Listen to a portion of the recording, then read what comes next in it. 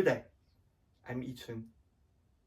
First, I would like to say thank you to Society for Applied Anthropology for giving me this opportunity to discuss this issue or topic further. Or in guilds, it's called deep description, which comes together with deep reflection through in-depth interview or engagement.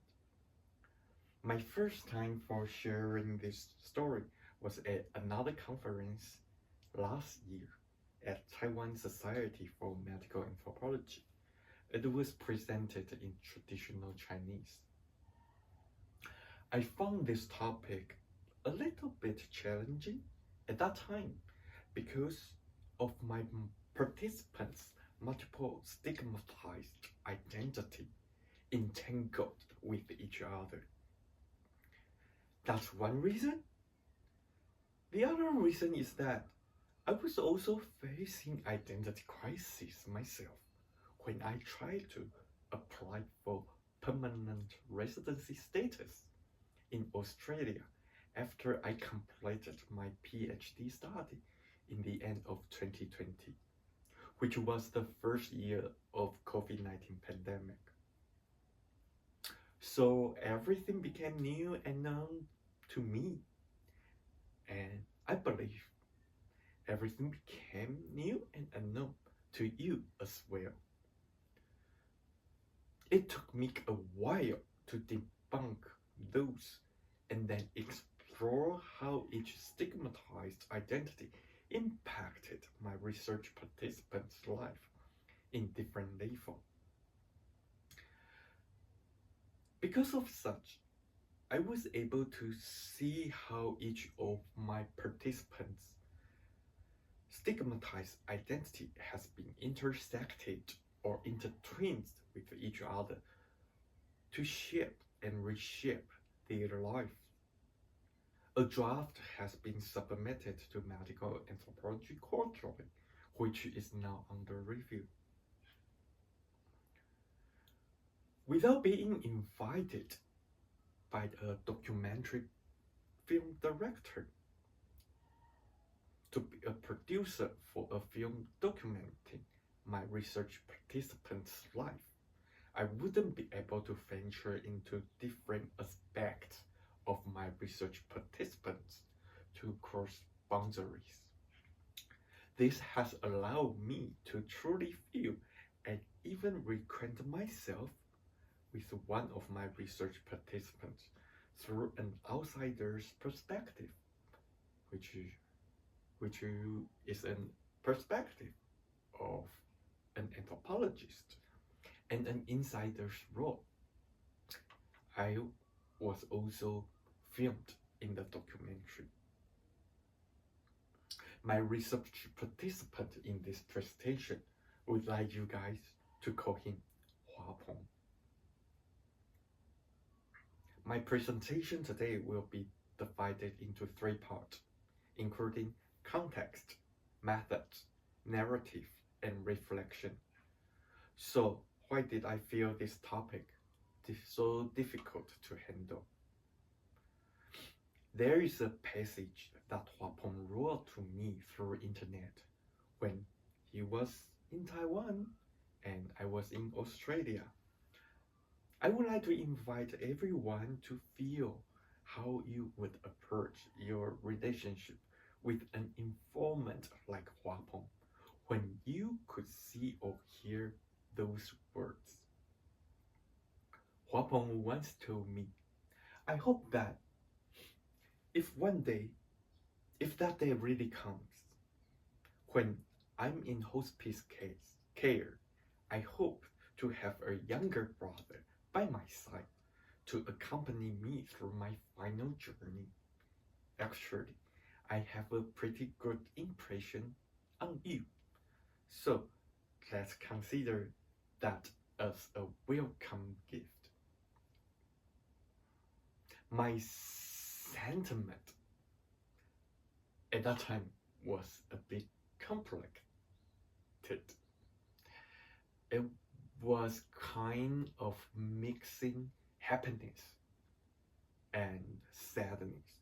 I'm not saying that I was happy by hearing his announcement of his death.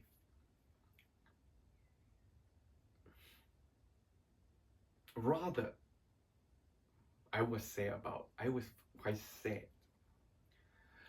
So my reaction after reading his message to me was, what a heavy welcome gift it is.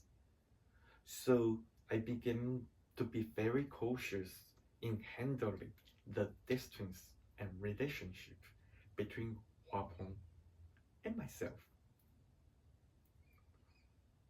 While Huapeng has limited numbers of choices for navigating his life, I could have the choice of positioning myself as a researcher. That means if I started to feel that the boundary between Huapeng and me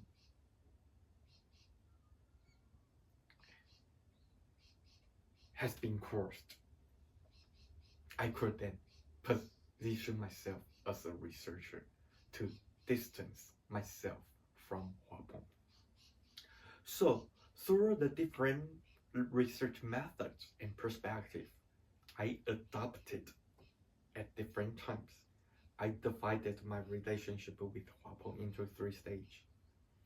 It means that interpersonal relationship, also known as guanxi in Taiwanese context or Chinese context, is embedded and can be shaped by multiple external forces, such as time, approach, Huapeng's and my personal point of view, and etc. During participant observation and in-depth interview, I was simply a researcher, and Huapeng was my informant. And this photo is a screenshot from the documentary. At that time, Huapeng was raising a signage on the street for AIDS hug. The wording on the signage are no rejection, no refusion, and no discrimination. And he was taking this action by himself at a spot, at a place very popular for LGBTQI plus community and culture. So that place is kind of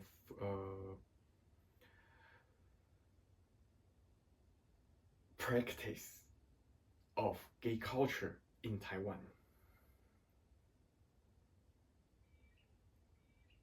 When my focus shifted from data collection to writing and literature review, we became more like friends. This photo is also a screenshot from the documentary. The director captured the moment when I had a phone call with Huapeng. Recently, as I began to focus on Huapeng through the lens of camera, which is also a kind of social media or digital development cultures people are getting used to, I became more like his younger brother. Although the lens of camera allows me to understand that Huapeng truly viewed me as his younger brother, from the moment we met, he has been paving the way for YI-TSUN, which is myself, to become Huapeng's younger brother.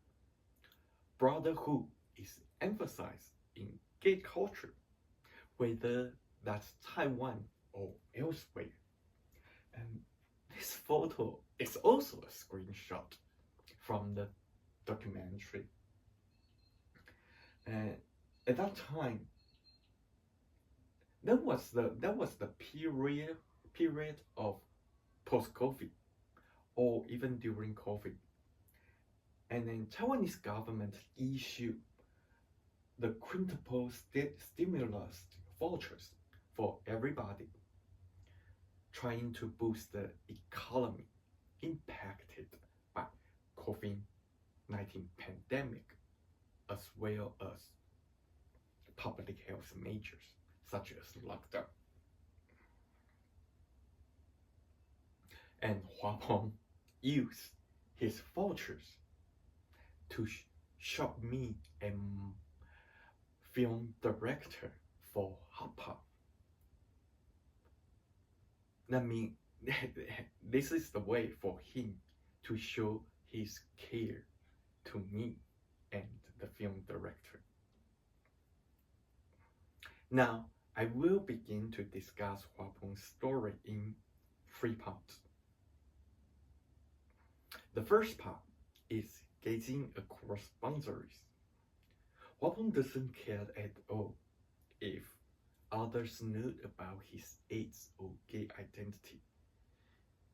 He even discussed these matters with strangers. Talking about one's own stigmatized identity can bring personal traumatized experience back. So many people don't like to talk about those because they will feel hurt. They don't want to feel hurt. However, not talking about it will not be helpful for Huapeng's survival. His stigmatized identity can help him to gain some benefits and necessary social support and assistance. The best example is his participation in my research project.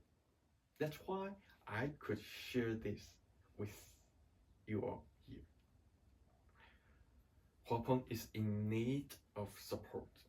That is very, very different from some people taking advantage of their own social suffering and stigmatized identity to exploit sympathy and empathy of others. So Huapeng always hoped that I wouldn't hold back about his social suffering and stigmatized identity. He would like me to write his story as quick as possible and publish it widely. Why? I think for me, from my point of view, the reason is simple.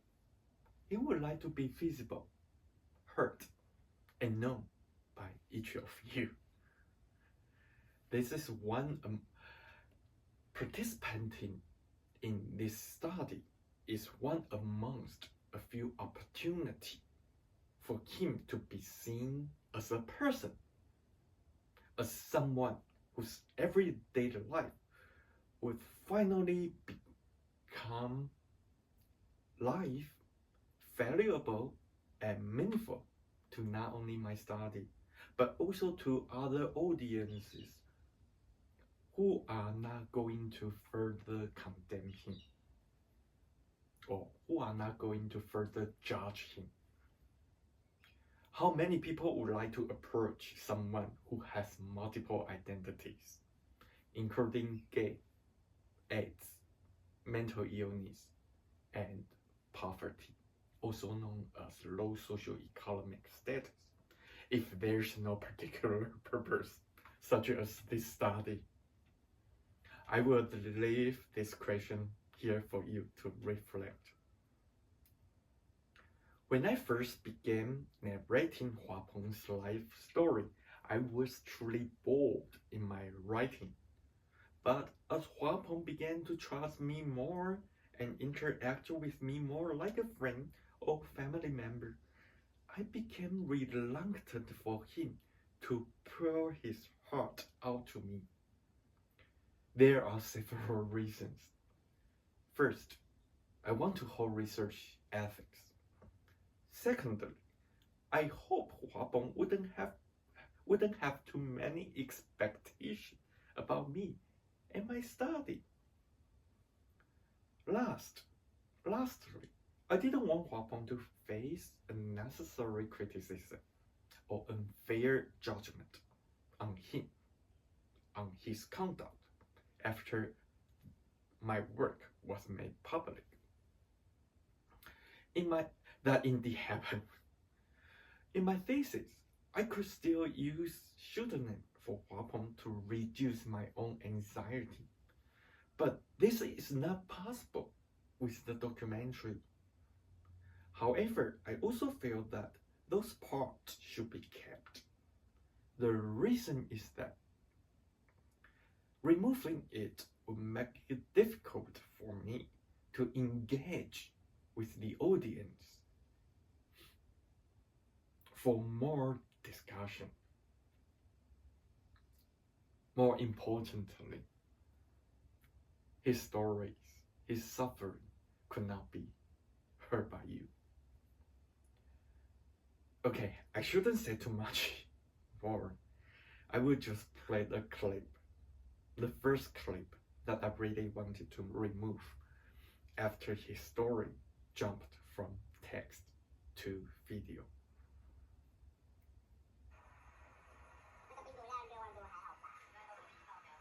还没有报北啊，真正的报表是我之前那个台北那个，它是过百万，那个机器没有办法设到，你都不怕自己报表？还好吧，没有骂人啊，我有我的办法可以对付，就改成那样撒娇。 然后装无辜的脸嘛，然后就答应他好好的，答应他好好的吃药。要好好吃药。我忘记要收水了妹。我想这个比较好。真的。那其实我跟那个药妆师一样，我就拿一半给他，那就拿一瓶给他，我没有吃啊。然后人家是药跟人家一起吃的。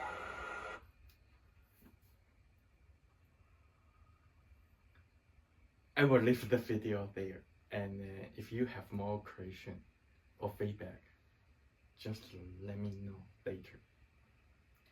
So how is this subheading helplessness of a life worse than death from? Why? I asked Huapeng during the time that he was my research participant. After you were infected with HIV, or started taking medication, what are you afraid of? He answered, I'm not afraid of death. I'm more afraid of living too long. Living too long or living longer is very painful. Huapeng's response made me start reflecting on the question. Before the discovery of triple cocktail therapy, people living with HIV/AIDS were very worried about passing away at any time, so they actively sought effective solutions to prolong their life. But how is it that when life among people living with HIV/AIDS can be extended due to medication, many of them don't want to live such long? Rather than saying Huapeng's fearlessness of death is due to medication, it's more appropriate to say it's because he would like to be liberated as soon as possible from his poor quality of life or trauma. So he doesn't feel that he should fear death.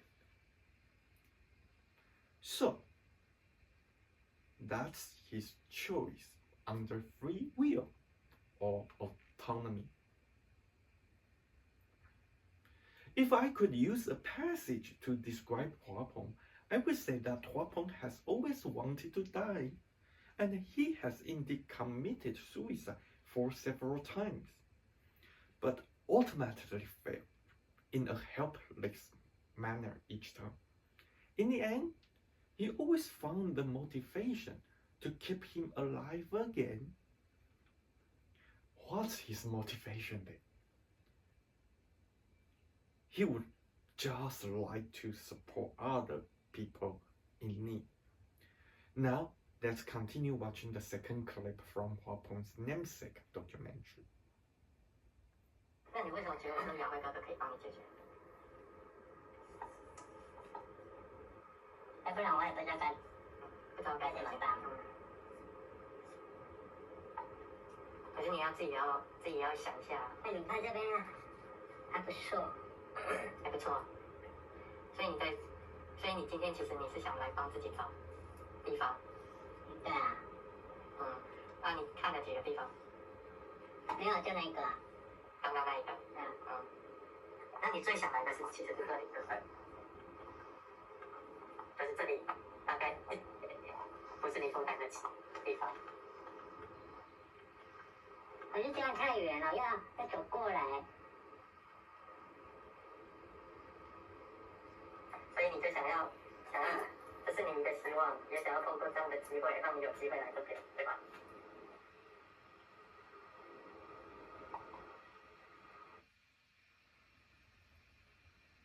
Finally, let's talk about caregiving through uncertainty.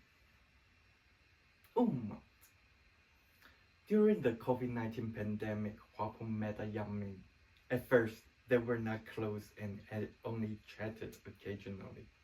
But when this young man became ill, Huapeng began to provide him with financial assistance and hoped this young man would see a doctor. However, due to certain factors, this young man didn't go to the doctor and eventually passed away due to delayed treatment of his condition. Huapeng didn't notice that the young man was also infected with HIV until the young man's death. After this young man's death, Huapeng felt very guilty, regretting that he hadn't accompanied this young man to see a doctor earlier. He believed that if he had paid more attention, this young man might not have died. So we may think about a question. If Huapeng himself is already mired in the uncertainty of multiple stigmatized identities, such as AIDS, poverty, being gay, and disability, does he really have enough capacity to support or care for other people? In other words, Huapeng is already like a clay Buddha crossing a river, barely able to save himself. So how he can care for those even more vulnerable than him?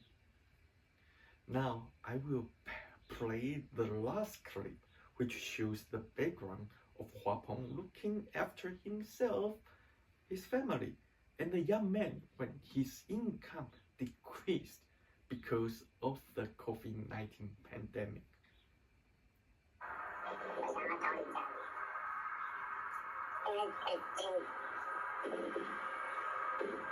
最近刚刚我在想说的时候，我想要过去那个去比较远的地方，就是我老爸他就会把全部的事情都要交给我，然后山上的工作，明知道我一个人，我早上我要过去摆摊，然后再来拜一休息的时候，我还要过去载货回来，然后有时候在里面的事情，还要整理一下，丢个垃圾，还要帮他量个血压，还要帮他泡澡，我已经够累了。然后当我想要休息的时候，我想要等时间，然后对我说好像没有办法完完全全的2-3天就都没事这样。Finally, I would like to share my personal reflection on Huapeng's relationship with me embedded at the age of communication revolution and uncertainties. With the rapid development and catalysis of transportation, digital technology, artificial intelligence, and other infrastructures, convenience of communication and information dissemination is already incomparable to the past. So where exactly are the boundaries? How should they be defined? These questions about boundaries seem increasingly more difficult to answer. If boundaries are not so easily defined and are even constantly being challenged, through what method, how could we prevent the unlimited expansion or even abuse of freedom of speech from getting worse? The cross-boundary and slashed anthropological gates proposed in this presentation and paper might be a method worth trying. On one hand, it can let people know that life is constantly faced with difficulties and limitations. On the other hand, it can help many people, especially those who tend to be self-centered subjects, to broaden their horizons and find the most suitable solution to their current predicament. This is my sharing. Thank you for your attention, and I welcome your feedback on the comment.